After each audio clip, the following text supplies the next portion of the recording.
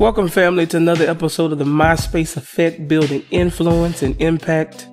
I'm your host, Herschel M. Thank you for joining me tonight. If I sound horrible, that's because I do sound horrible. My allergies flared up this weekend, and it's been bad, so pray for me. Because I wasn't going to do an episode this week. I said, bump that. But then I thought about it. I'm just like, you know what? It's December. It's the end of the year. I said, I better do one. 2025 has seemed like a demolition year. Literally. It almost feels like God unfollowed, blocked, muted my notifications in prayer. Oh, it was rough. It was rough. And I really want to talk about how and why rejection really hit different this year for a lot of people. I want to try to give some wisdom and stuff regarding the intentionality of the breakthrough that can come from rejection and, the preparation of it and stuff like that. But yeah, it was a rough season. So hopefully, you'll enjoy this. I'm going to try to see how long I can last. But as you can tell, I sound like trash. But anyway, let's get it. Welcome to my space. You did not have to come by, but you came by anyway. Welcome to my space. Yeah. And I was sitting there reflecting earlier today. I'm just like, what can I talk about? Even reflecting on this year. One of the main things I've dealt with in life as a leader and just in general was rejection and much more. Sometimes, I had to sit back and reflect, as the year ends. Vision matters. And one has to ask, why is it that rejection this particular year may have hit harder than others? When you look at it, if I did a review, some of us lost friendships, without closure. They just faded, got weird, and got distant for no reason. And some of us were replaced in rooms we had built.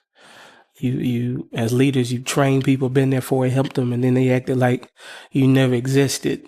And for some, church relationships may have got a little murky, got a little shaky. In some capacity, people have served faithfully, but you still feel unseen, have felt unseen and undervalued. And that's something that I have witnessed personally throughout this whole year in many capacities. Appreciate the gift, need the gift, but can care less about me, the person. And that is rampant. That's really rampant. And I am shocked. I'm very shocked. But there's a purpose in all of this stuff. For some, you were loyal to people more than they were loyal to you. And you kept showing up for people who stopped showing up for you. People may have tried to take leaps. New jobs, new cities, new relationship. And really, the more that for basketball terminology, more I kept shooting, nothing but stick, nothing would make. I couldn't, make any points. And ultimately, sometimes they can make you think you're the problem. And really, it's protection. That's what it is. This year, I believe, has exposed people. It has revealed motives. It has revealed season, and it has revealed alignment. That's why it is imperative, as a leader to really understand the difference between rejection and promotion, because there is a spiritual logic that is attached to that. So I'll give you some examples, because sometimes people have a difficult time seeing what God is doing behind the scenes. And that can be very challenging, because I don't want to go down the rabbit hole, but we have people that they have to know everything. A lot of people don't live by faith. They live by convenience. I have to know everything. It's about control. But that's the whole purpose of faith. I was telling somebody the other day, uncertainty is not the flaw of faith. It's actually the whole purpose for faith in God. So I want to give some examples of the distinction, how you can understand the difference between rejection and promotion. So one example I thought about is how for some you can be benched at a job. Some haven't been promoted because the next thing God has for you would have kept you stuck for another 5 years. And I think about myself, you don't want to get assignment confused with destiny. I think some hardship in my life I've dealt with this year is because if people would have been what I may have needed, then I would allow that moment, that season, or that assignment to be my destiny. And it would have really been heartbreaking. Ultimately, I guess what I'm trying to say is that sometimes people have to reject and mishandle you so that from a place of identity, how can I say this? Who you are is not tied to people who actually accept you. There has to be a level of maturity. Because some people, the way they move in life, their destiny is based on how people treat them or accept them. And I've been a casualty of that. And that was a hard lesson I had to learn this year. Another distinction between rejection versus promotion is when people suddenly get quiet on you. Sometimes that distance isn't created because something is wrong. It's created because your spirit was growing and theirs wasn't. Sometimes you outgrow people. Really want to change. Now, that rejection is real, but really it's promotion. Because if you outgrow something, if I've learned everything I need to learn and passed all the tests at this one level, it's time for me to go to the next level. And that will involve rejection for sure. Another example is how sometimes in churches, I mentioned that earlier, but just in leadership in general, how sometimes leadership can overlook one's contribution. But the reality is that you weren't necessarily overlooked. God was just making sure you didn't get too attached to a place He never intended you to retire in. That was a struggle for me. Earlier this year, there was a pastor I was helping, and he died, and I realized he wanted me to be the church administrator, and so I wanted to continue his legacy. But my assignment was with him. And I had to learn that, I wouldn't say the hard way, but I had to learn it through patience. That's why after he had passed away, it seemed like everything crashed and burned because I was rejected and his wishes wasn't honored. But really, I was being promoted because it was time for me to take all of that he affirmed and move it towards what I'm trying to do and others that would actually appreciate it. The people at the church, they didn't appreciate him, nor the vision that he had. And that's hard to say. That's just the truth. Because if you appreciated him, then you would have honored and appreciated what he left in place in the sense of moving forward for as the vision that God had given him. And so for me, mentioning that, it forced me to have to continue to grow and grow up. And as a result, I've been promoted in a great way because I'm doing things I never thought I'd be able to do under these rightful, better circumstances. And I hope that encourages somebody that have gone through some stuff to see things differently in that aspect too. I think my last example that I had was this dating. How things can fall apart within 3 to 6 months. Some things are just not rejection. It's God saving our emotional years by letting it fall or fail early. That can be a hard pill to swallow. Pause. That can be hard. Praise the Lord. That can be tough. Yeah, that can be real tough. But here's the thing. God never rejects us. He just repositions us. That's really what he does. And once we understand that, that changes everything. And it really allows us to really be able to see better the signs that we weren't necessarily being rejected, but more so, as people would say, I try to be careful because I don't like cliches or rhyming, but it's just the timing, huh? But some things you're just not being rejected, you're being redirected. And one of the signs is, number one, is you stop feeling connected. Sometimes in life, you can be in a room full of people and still feel alone. That's not necessarily loneliness. That could be misalignment. Number two, your value didn't match their investment. You gave your excellence. You gave excellence. But in return, you got convenience. And that can be heartbreaking. That can be heartbreaking. But you have to set aside emotions and see it for what it is. Because it is a It's not necessarily rejection. It is a redirection. Number 3, the environment stopped feeding you. Some of us have been places where we used to feel inspired, but now we feel drained. I can't get out of here quick enough. Please.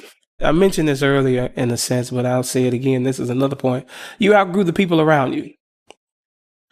For some, you're trying to talk vision, talk plans, and it's met with gossip, immature, just like, okay, that's good in its own time. But right now, let's talk life. Can we build?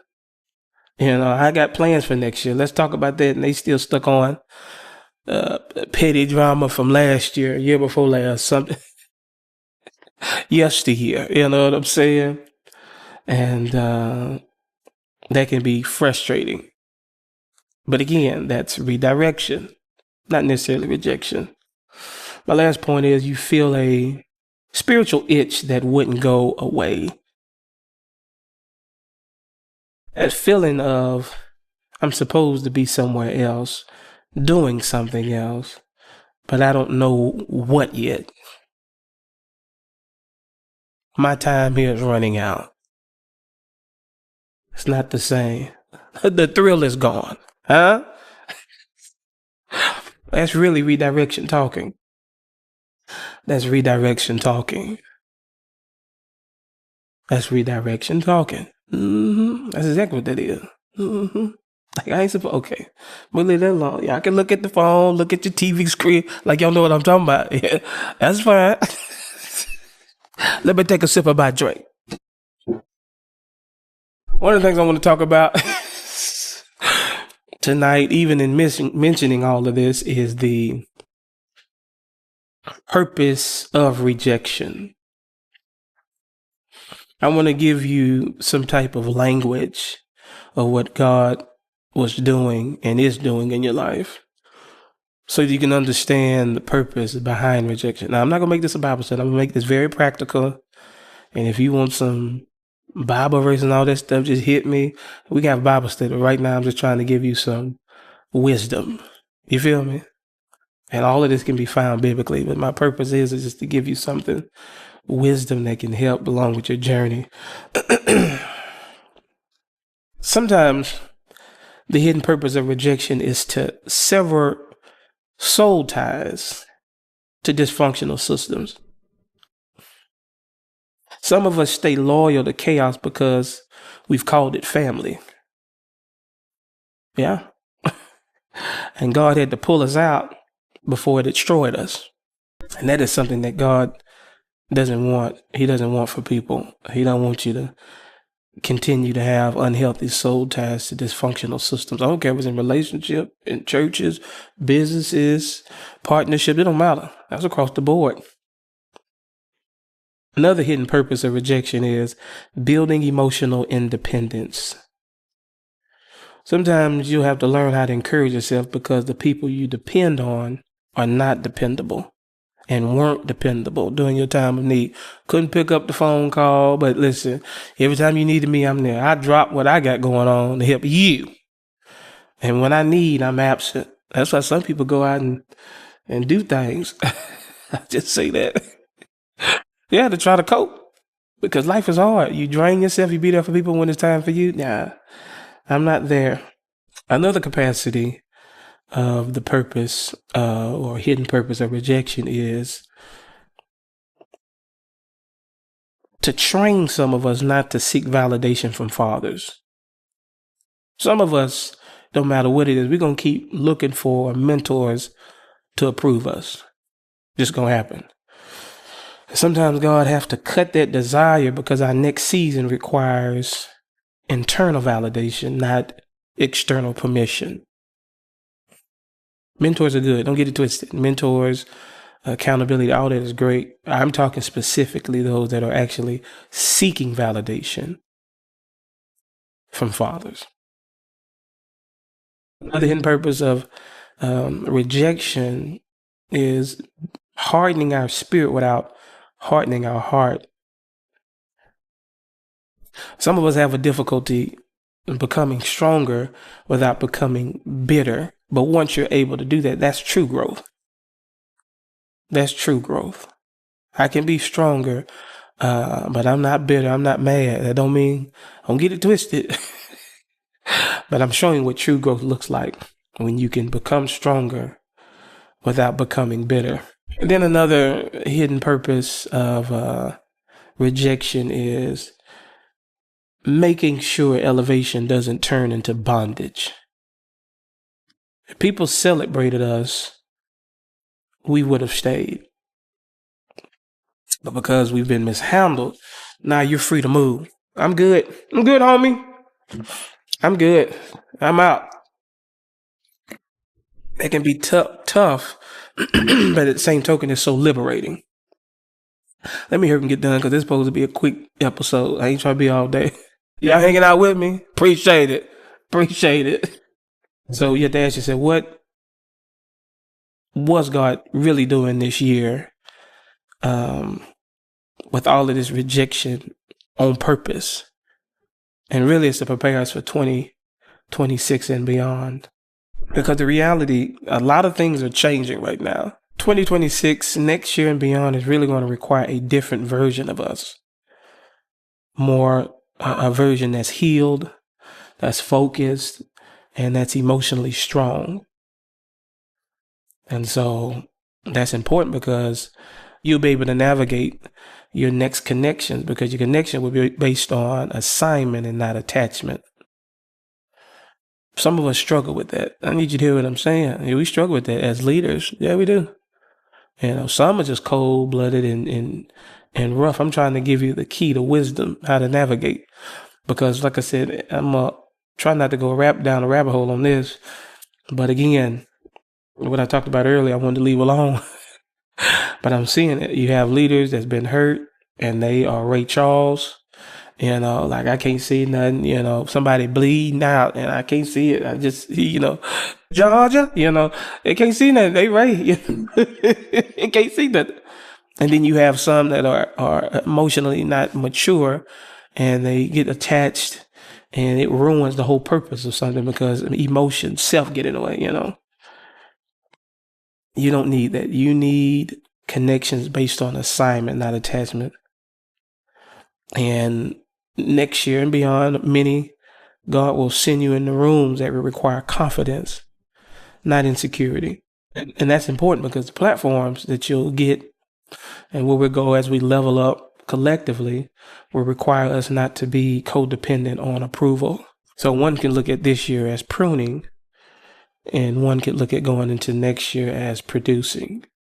Just trying to help make sense of some stuff. This may apply to some, you know, it may not. I know it's where I'm at, and I believe, based on what I've been exposed to and listened to and talked to, it's just there's a vast majority of others that this applies to as helping. I want to give some things that people can actually use this week and utilize before the year is out. You can really start right now. Don't chase what detached. If they didn't clap for you this year, don't audition for them next year. Huh? Yeah, don't do it. Accept seasons changing. As I shared before in another podcast, you have to stop resurrecting relationships God has already buried. Yeah, you have to stop doing that. And then validate yourself. Start speaking over yourself instead of waiting for somebody to hype you up. One of the abilities of being able to do that is strengthening your emotional core. Yeah, go to therapy. Have some prayer time. Get in the gym. Huh? Get in the gym. Stop making excuses. Now, I can stay on that.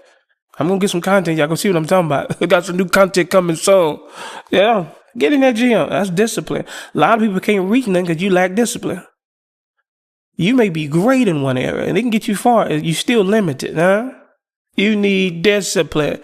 Get in that gym. Figure it out. Even if you can go to the gym, you know, bring the gym home to your house. But get the job done. I'm passionate about that. Get the job done. Strengthen, you know, another way of being able to strengthen your emotional core is get some boundaries. Don't be fearful and scared of doing what you got to do to protect your peace and obtain peace. Yeah. And then make sure you take time for some solo time for yourself. That's so important in building and strengthening your emotional core. Prepare for new rooms. Prepare for new rooms. One thing I was going to teach on my other channel, my ministry channel, is how when Jesus came, there was no room in the inn. They had to find somewhere else. And a lot of times in our life, we can't really get what God wants because we got too much clutter. Yeah. And if some of us is about to sit at tables where our name has already been discussed, we need to make sure we have room. Yeah, when opportunity knocks, it's too late to prepare. So prepare for that. Prepare for new rooms. Get ready. Do it now. Stop looking. Matter of fact, cut this pocket. No, miss me. Don't cut it off. Don't cut it off. Wait till afterwards. But make new rooms now. Let me hurry up. I got to get done with this. Position yourself. Skill up. Do some rebranding. Get more discipline. Start the thing you keep putting off. And I'm talking to myself too. I'm grateful to have some people around me that just, they're nice and sweet. Some people's a nice, sweet mean. Woo! But, I'm grateful for the people that God has blessed me to be around and have come to my life to push me to the next level. So before I go, because I said I wanted this to be short, before I go, I want to leave this with you, just some thoughts. Understand this, hear what I'm saying. You're not behind. You're not late. You have not missed anything God intended for you. Everything you lost in 2025 this year, everything that walked away, every person that mishandled you, every door closed was a part of our alignment, not our abandonment. So what that's going to do is going to allow us to step into next year with a healed heart, a clear vision, and most importantly, hear this, a stronger identity. Stronger identity. So take a moment just to breathe deep. This is your opportunity. Breathe deep. Release what was and embrace what's next. And I want you to understand something. I'm a witness to this. The same God who protected you in rejection is the same God who will elevate you in purpose. Believe that. Two things that hinder God: doubt and unbelief. Doubt and unbelief. So believe that. You can take that to the bank. This is the MySpace Effect. Your influence matters. Your story matters. Your next season starts now. I'm out.